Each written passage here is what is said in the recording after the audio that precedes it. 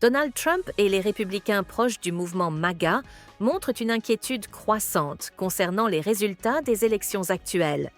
Ils pensaient pouvoir facilement remporter l'élection pour la Cour suprême du Wisconsin avec Brad Schimmel, un fervent partisan de Trump face à la juge progressiste Suzanne Crawford.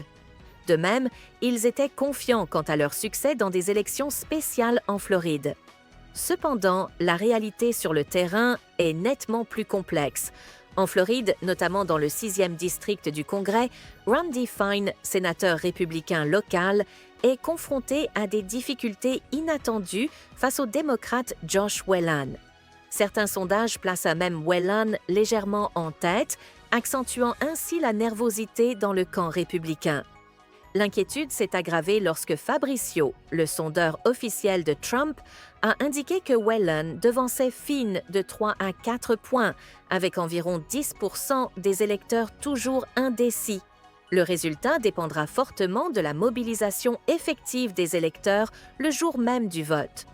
Actuellement, Whelan bénéficierait déjà du soutien d'environ 51% des votants potentiels, mais Fine pourrait encore inverser la tendance si ses électeurs se rendent massivement aux urnes.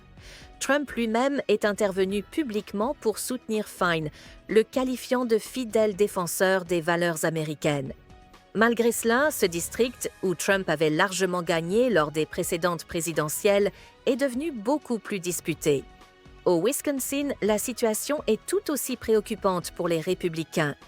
Les sondages récents donnent un avantage notable à la juge démocrate Crawford, qui dépasserait Schimmel de 7 points.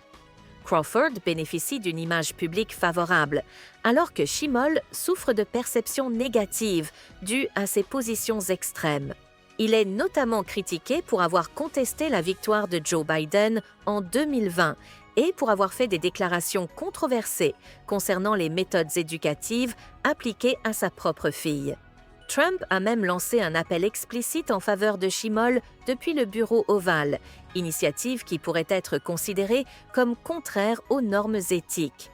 En Floride, Randy Fine est confronté à Josh Whelan, un enseignant activement engagé auprès des électeurs.